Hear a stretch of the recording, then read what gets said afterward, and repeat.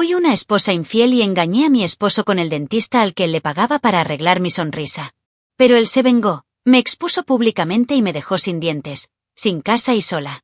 Si te gustan las historias de traición y venganza, dale me gusta al vídeo, suscríbete al canal y activa la campanita para recibir notificaciones de nuevas historias.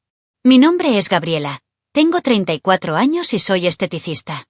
Durante muchos años llevé una vida que, para los de afuera, era casi perfecta. Estaba casada con Eduardo, un hombre, panadero y empresario de 45 años, dueño de una cadena de 5 panaderías en toda la ciudad. Eduardo era todo lo que dicen que es imposible de encontrar hoy en día. Trabajador, cariñoso, estable y, sobre todo, leal. Me cuidó como si fuera un premio. Me apoyó, me mimó e incluso pagó mi tratamiento completo de ortodoncia, diciendo que merecía sonreír sin inseguridades. Y fue exactamente esa sonrisa la que usé para destruir su vida. La traición no comenzó con flores ni mensajes atrevidos. Todo comenzó en el consultorio de Enrique, el ortodoncista de 39 años que cuidaba mis aparatos dentales. Enrique era el típico hombre que conoce su propio encanto, confiado, de buen humor y con una forma atractiva de abordar cualquier tema. Me trató como si fuera más que un paciente. Al principio pensé que era divertido. Eduardo pagó por todo, hasta las sesiones extras de ajustes. Solo necesitaba aparecer y recostarme en la silla. Pero poco a poco fui pasando allí más tiempo del necesario, y no fue por el aparato. Sí, engañé a Edward.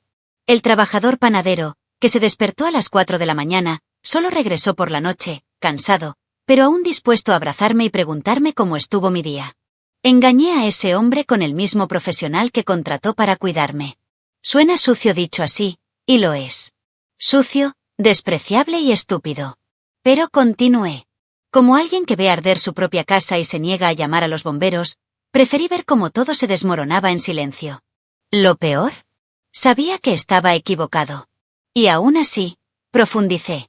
Enrique y yo nos besamos por primera vez en una sala de tratamiento, con olor a alcohol al 70% y sonidos de equipos de fondo. No fue romántico, no fue bonito. Fue impulsivo y estúpido. Yo acababa de regresar de una larga sesión y él dijo que mi sonrisa era más peligrosa con cada visita. Le devolví la sonrisa. Puso su cara contra la mía y sucedió. En lugar de dar marcha atrás, cedí. Salí de allí mareada, no por los anestésicos, sino por la sucia excitación de hacer algo prohibido y pagado por mi marido. Las reuniones comenzaron a intensificarse. Usó excusas como se me volvieron a soltar los brackets, se me inflamaron las encías, necesito cambiar la goma, y Eduardo, el pobre, le creyó. Era panadero, no era sospechoso. Mientras él pasaba la noche amasando, yo estaba recostada en una silla recibiendo besos de otro hombre. Un hombre que sabía que yo estaba casada, que conocía a mi marido y, sin embargo, no dudó. Ambos fuimos cómplices de la traición. Pero, como siempre, la mujer es la que lleva la mayor huella. Me sentí dividido. Al mismo tiempo que disfrutaba de ese juego de riesgo y deseo, dormía al lado de un hombre que seguía siendo bueno conmigo. Eduardo no se lo merecía. Pero una parte de mí pensó que podía mantenerlo todo bajo control, vivir una doble vida sin que nada se filtrara. No me di cuenta de que la cuerda ya se estaba estirando demasiado. Y lo rompería de la forma más cruel posible. Porque cuando llegó el día del descubrimiento, no había lugar para la duda, ni para el perdón. Eduardo siempre fue el tipo de hombre que parecía salido de un manual sobre cómo ser un buen marido. Trabajó duro en las panaderías, llegó a casa agotado, pero aún así me trajo flores, insistió en cenar conmigo y me preguntó si le dolía el aparato. Dijo que una hermosa sonrisa te cambia la vida, y por eso quería que tuviera el mejor tratamiento posible, aunque fuera costoso. Nunca se quejó de los gastos, nunca sospechó de mis retrasos. Nuestro matrimonio, a los ojos de los demás, fue un ejemplo de estabilidad y complicidad. Y yo mismo lo creí durante mucho tiempo. Vivíamos en una casa cómoda, en un barrio tranquilo, con todo lo bueno y lo mejor. Eduardo insistió en decorar la casa a mi gusto, compró muebles nuevos, cambió los electrodomésticos y hasta me dejó elegir el color de las paredes. Dijo que mi comodidad era una prioridad. Y yo, fingí valorarlo. Por fuera, yo era la esposa sonriente que publicaba historias con frases como bendecida de tener un hombre así. Por dentro ya estaba inmerso en mentiras. Y lo peor, empezar a creer que era demasiado inteligente para que me pillaran. Tuve libertad. Confiaba tanto en mí que apenas se molestaba en consultar horarios, contraseñas o rutas. Era común que yo saliera a resolver algo en el salón y regresara horas después, y Eduardo me recibía con amabilidad, a veces con un café esperando en la estufa. Cuando viajé con amigos a un retiro de belleza, él pagó por todo. Cuando le pedí hacer un curso de formación, me dijo: «Ve, amor. Te mereces más que esta rutina». Él era el pilar y yo la grieta invisible que crecía poco a poco. Enrique, el dentista, era el sutil opuesto de Eduardo. Más jóvenes, vanidosos, con ese aire de quien se cree irresistible.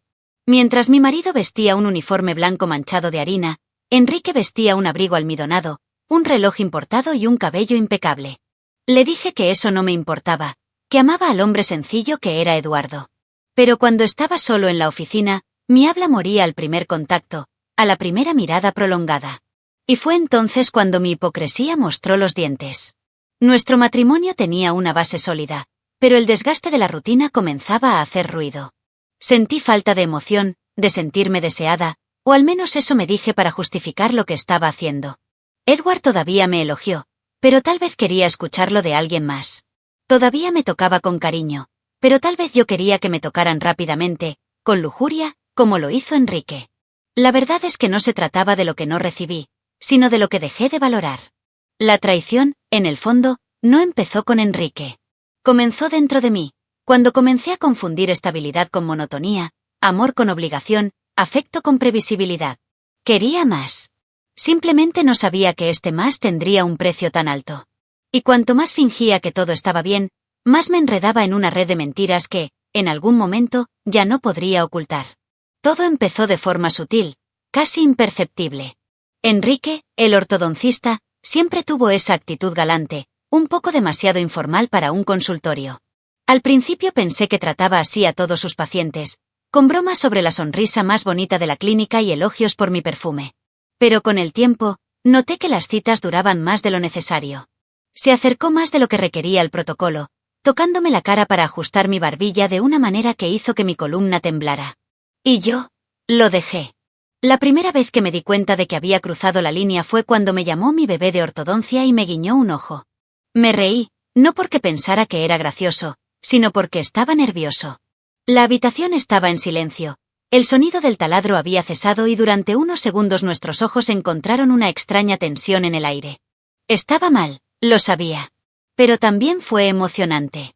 Salí de esa cita con el corazón acelerado, y no fue por la anestesia. Ese día borré mi historial de Waze, incluso sin que me lo pidieran. Ya lo estaba ocultando. En la siguiente cita, retrasó deliberadamente ver al siguiente paciente. Me dejó allí, sola, mientras apagaba las luces de la oficina y ponía música ambiental. Cuando regresó, se inclinó detrás de mí, dijo que mi sonrisa se estaba volviendo demasiado peligrosa, y lentamente me giró, con sus manos en mi cara. El beso ocurrió ahí mismo, silencioso, prohibido, con sabor a menta y arrepentimiento. Debería haberme detenido. Pero en lugar de eso, cerré los ojos y deseé más. La semana siguiente no hubo beso. Hubo entrega. Cerró la puerta de la habitación con llave, diciendo que haría una limpieza profunda, bajó las persianas y me puso boca arriba en la silla reclinada. No reaccioné.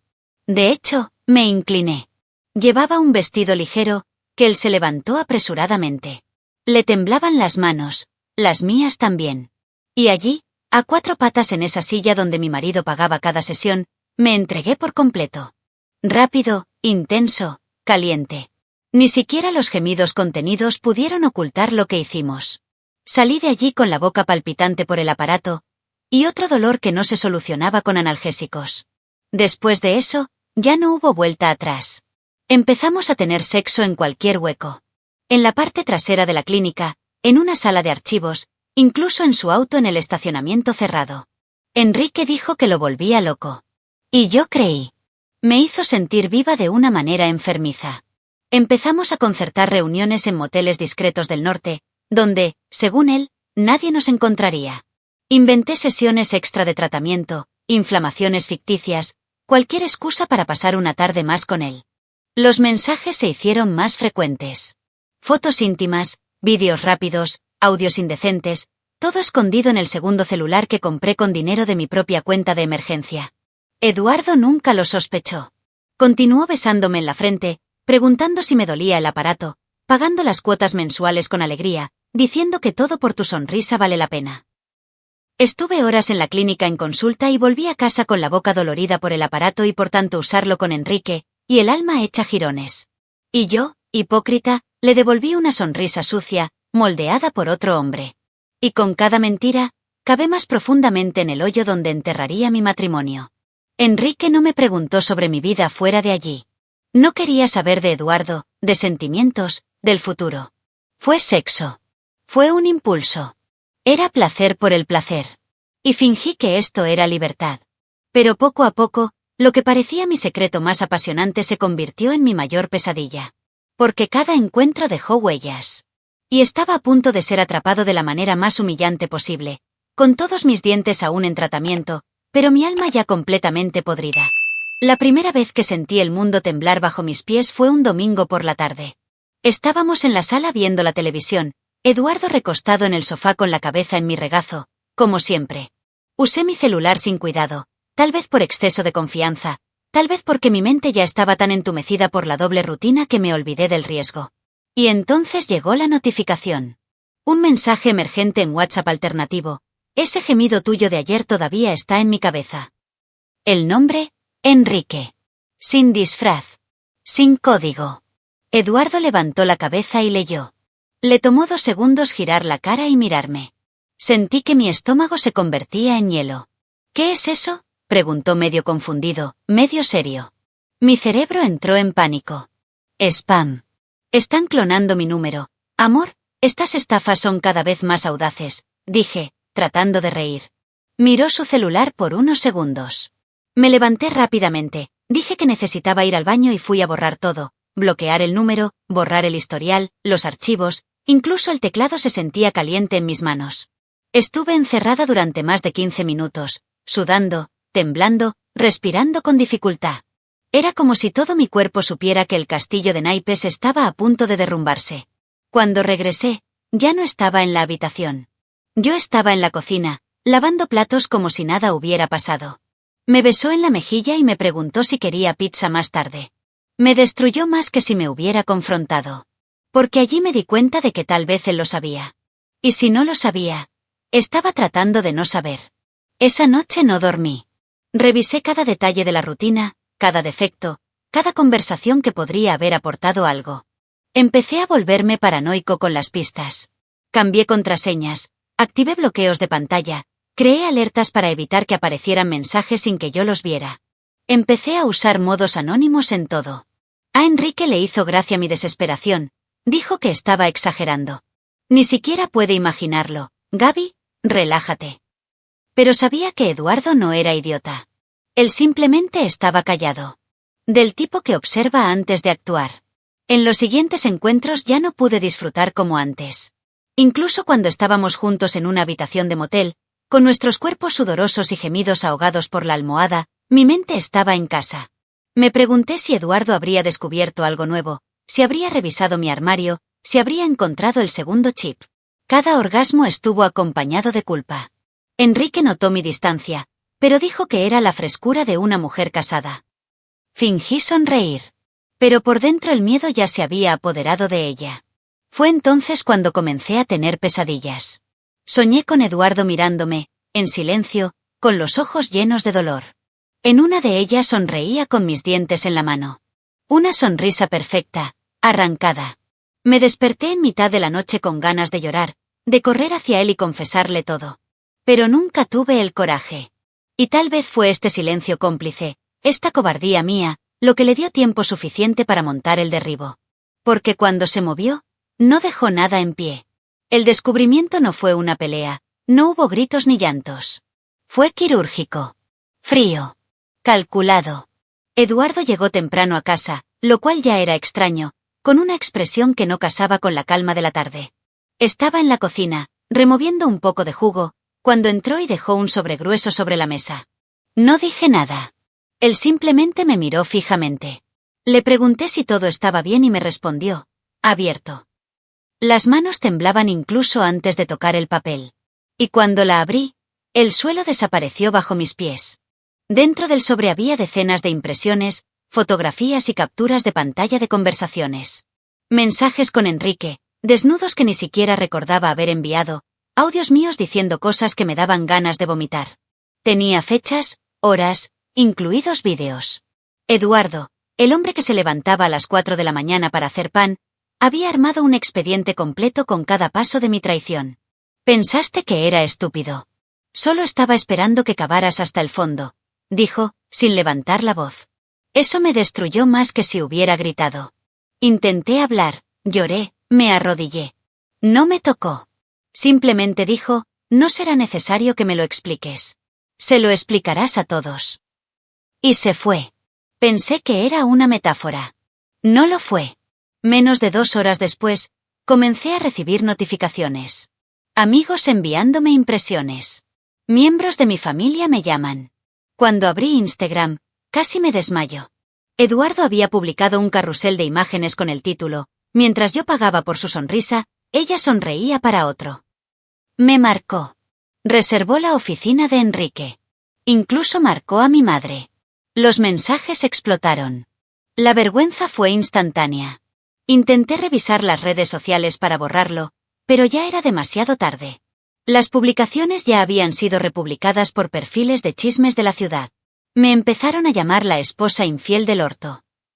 Un grupo vecinal difundió las capturas vía WhatsApp. Personas que nunca me habían hablado en su vida empezaron a enviarme mensajes de odio. ¿Enrique? Desapareció. Borró el número alternativo, bloqueó mis cuentas y en menos de un día, cambió la foto de perfil y colocó citas suspendidas por reestructuración. Y fue entonces cuando pasó lo peor. Eduardo me echó de casa ese mismo día. No hubo discusión. Simplemente entró en la habitación, abrió mi armario, metió mi ropa en una maleta y arrastró todo hasta la puerta. Esta es mi casa, la compré incluso antes de conocerte.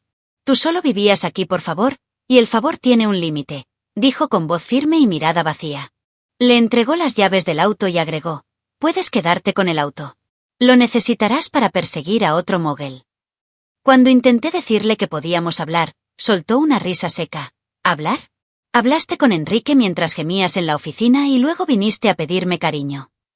Antes de cerrar la puerta, escupió la última frase como veneno. Ah, y sobre tus dientes, cancelé el tratamiento. Tienes que pagarlo tú mismo. Pero pensándolo bien, la forma en que usaste esa boca para complacer al dentista, tal vez puedas terminar el tratamiento de rodillas. Y se fue. Sin un grito. Sin una lágrima.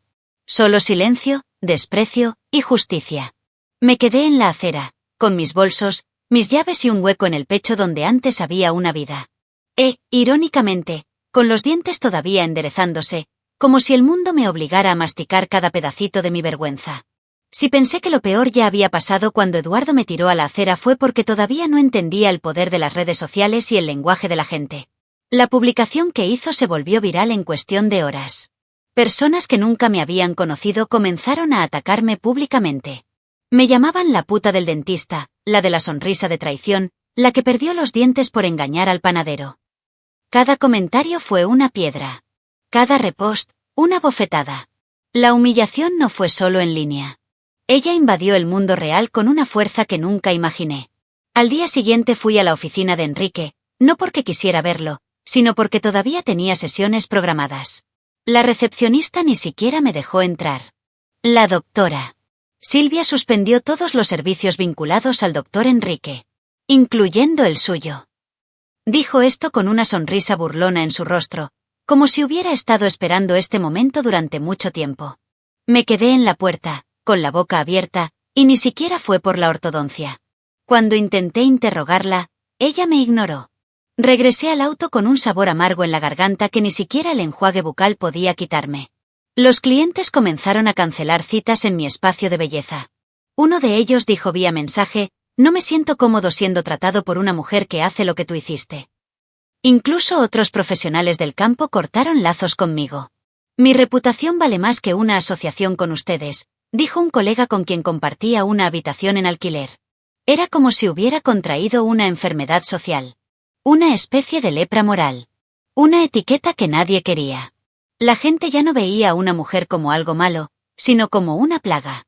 Mi madre me llamó llorando. No para consolarme. Pero decir que mi tía, ferviente evangélica, Me amenazaba con cortar los lazos con la familia si seguía defendiéndome. Destruiste tu imagen. Y la nuestra también, dijo. Mi hermana me bloqueó. A mis primos dejaron de darles me gusta a mis publicaciones. Incluso mi ahijada de 12 años me envió un audio diciendo que ya no quería venir a mi casa porque tenía miedo del que van a decir en el colegio. Yo era una mancha. Una advertencia de no seas como ella. ¿Y Enrique? Cobarde hasta el final. Desapareció. Ya no me respondió. Tomó el nombre de la puerta de la clínica. Silenciado. Y, poco a poco, fue borrando cualquier rastro de nuestra historia, como si fuera una mala etapa, una distracción a mitad de temporada. Yo, que me sentía deseada, ahora era invisible. O peor, visible solo como burla. Un ejemplo de lo que no se debe hacer. La mujer que cambió la estabilidad por la aventura y terminó sin dientes, sin hogar y sin nombre. Con la cancelación del tratamiento de ortodoncia busqué otras clínicas. Pero el costo de continuar fue muy alto. Y, por supuesto, nadie pagaba a plazo sin tener un historial, y mi nombre estaba sucio en todos los sentidos. Empecé a sentir vergüenza de sonreír. Usé mascarilla incluso fuera de la pandemia. Me duelen las mejillas por forzar mi cara neutral. La ironía es que mi mayor castigo fue precisamente tener que ocultar lo que motivó toda la tragedia, la sonrisa que Eduardo intentó darme, y la tiré a la basura.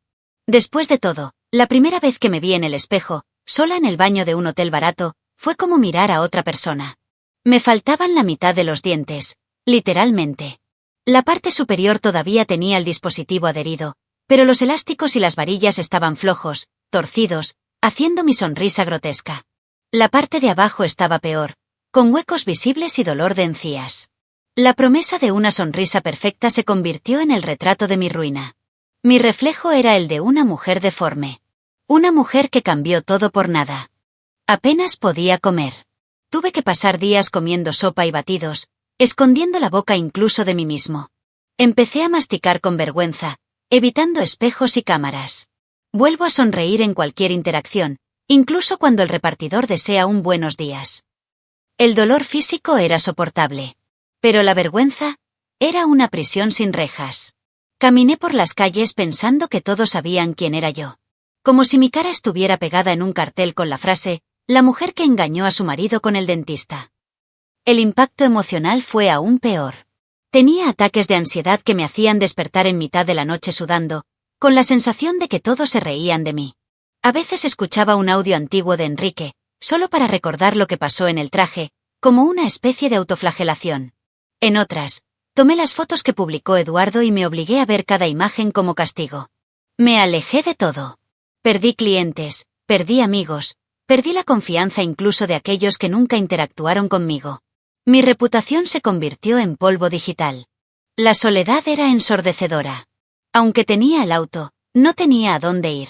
Pasé 2 semanas durmiendo dentro de él, estacionado en el garaje de mi primo, quien solo lo abandonó por lástima, pero no me habló ni una sola vez. Los mensajes que llegaban a mi celular no eran reconfortantes. Eran de humillación, de burla, de gente que se reía de mi desgracia. Sin hogar y sin sonrisa, ¿verdad? Fue uno de los que más dolió. Internet es implacable. Y en mi caso, la justicia poética fue pública y brutal. Intenté buscar apoyo psicológico. Pero incluso la terapeuta pareció incómoda cuando reconoció mi historia. Tú eres el que está en el correo, ¿verdad? Fue su primera frase. Cancelé la siguiente sesión. En ese momento, había perdido no solo mi sonrisa, sino también mi identidad. Ya no era Gabriela, esteticista, esposa, buena mujer. Ella era la tramposa del dentista, la que no tiene dientes, la estúpida que quedó expuesta en Internet. Mi nombre se convirtió en sinónimo de vergüenza. Incluso presentarme fue doloroso. Hasta que me escuché en el espejo. El cuerpo responde al dolor emocional de formas extrañas. Perdí peso, desarrollé gastritis severa y tuve una caída del cabello que me obligó a cortarme el pelo. Mi ciclo menstrual estaba completamente desregulado. Sentí como si cada parte de mí se estuviera desmoronando al mismo tiempo. Como si mi cuerpo quisiera castigarme junto con el resto del mundo. Y lo más cruel de todo, es que nadie me detuvo. No necesitaba bofetadas ni ataques. La verdad fue suficiente, descarada, cruda, en forma de huellas y miradas, para destruirme por completo. Después de semanas de humillación pública, hambre emocional y aislamiento, lo que quedó en mí fue silencio. Y dentro de él surgió el arrepentimiento. Un arrepentimiento que le desgarraba el interior, como si le hubieran vertido ácido en las entrañas. Intenté escribirle una carta a Eduardo. Era todo lo que podía hacer sin llorar compulsivamente. Garabateé, rompí y comencé de nuevo. Al final envié una carta sencilla, escrita a mano, como en los viejos tiempos. Perdóname, decía el sobre. Esperé 3 días por una respuesta. Nunca llegó. Insistí. Envié mensajes por WhatsApp, todos los cuales fueron vistos e ignorados. Llamé desde mi número anterior y desde mi número nuevo. Bloqueó ambos. Intenté ir a la panadería donde trabajaba. Ni siquiera pude entrar. Un empleado me vio en cámara y, segundos después, la puerta automática no se abrió para mí. Me convertí en una presencia prohibida en la vida de alguien que una vez me dio el mundo. ¿Y el más cruel? Merecía cada puerta cerrada, cada bloqueo, cada segundo de silencio. Porque yo fui la bomba de tiempo que destruyó todo solo. Desesperado, fui a casa de su madre. Ella me miró por una rendija de la ventana y solo dijo: «La Gabriela que conocimos está muerta. Entiérrenla también». Y cerró la cortina. Regresé al auto llorando. Nadie quería escuchar mi versión. Y sinceramente, ¿de qué lado estaba yo? Traicioné al hombre que me amaba. Expuse nuestra vida al ridículo.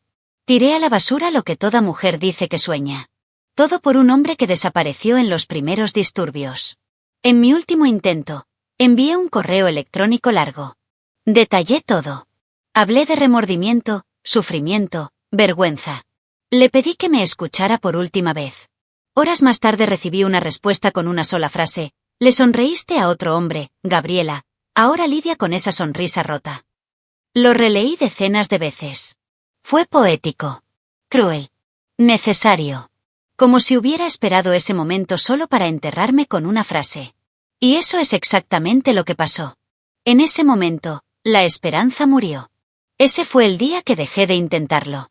El duelo por el matrimonio se convirtió en una realidad silenciosa.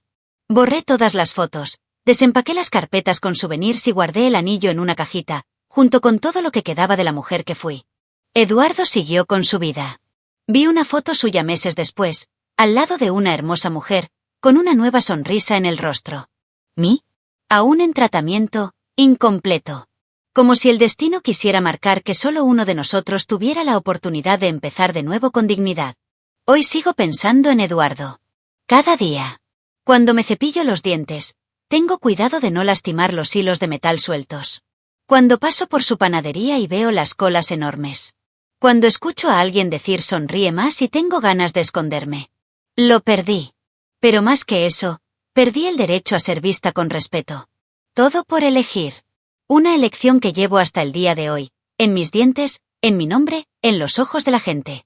Y, principalmente, en la falta de perdón. La traición es un veneno que creemos controlar. Una gota aquí, otra allá. Un secreto enterrado, una mentira bien dicha.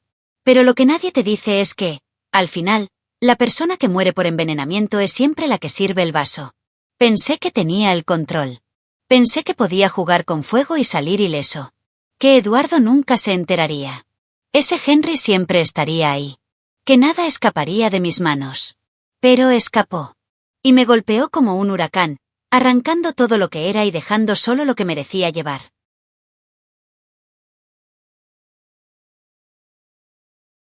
Lo más irónico de todo es que mi castigo no llegó en forma de agresión o venganza física.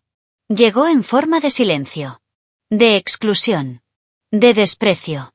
Provino de las miradas de las personas que se cruzaron conmigo en el mercado. En historias que hablaban indirectamente de mí. En las solicitudes de cotización ignoradas, en las sillas vacías de mi estudio de belleza. Fue una cancelación que no vino solo de Internet, sino de la vida real. Me borraron del mapa como a las personas.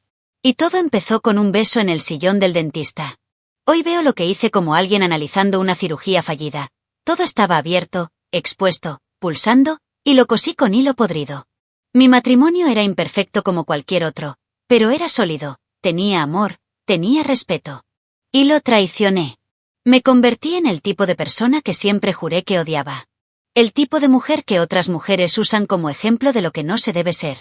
Y por mucho que duela reconocerlo, esta es mi cruz. Yo era mi propio destructor. La parte más dolorosa es saber que incluso si el tiempo retrocediera, tal vez no tendría el coraje de cambiar lo que hice. Porque yo era débil. Demasiado débil para admitir que necesitaba atención. Demasiado débil para luchar por lo que tenía. Y demasiado fuerte en la arrogancia de pensar que merecía más, que podía tenerlo todo. Me ahogé en mi ilusión de independencia, cuando en realidad simplemente estaba necesitado. Y cobarde. El mundo siguió sin mí. Eduardo rehizo su vida. Probablemente Enrique ya esté involucrado con otro paciente, o tal vez ni siquiera eso, tal vez también fue absorbido por su propia omisión. Pero todavía estoy aquí. Con el mismo aparato roto, con los mismos ojos bizcos, con la misma vergüenza que me impide sonreír. Todavía no he podido ahorrar suficiente dinero para arreglarme los dientes. Y tal vez ese sea un recordatorio eterno. Como si cada comida difícil, cada encía dolorida, cada sonrisa incompleta fuera un recordatorio físico de mi error. Quizás esa sea la peor parte de hacer trampa, no cuando te engañan a ti, sino cuando eres tú quien hace trampa. Porque no hay forma de escapar de la conciencia. No hay ningún bloqueo que pueda salvarte de ti mismo. ¿Y yo?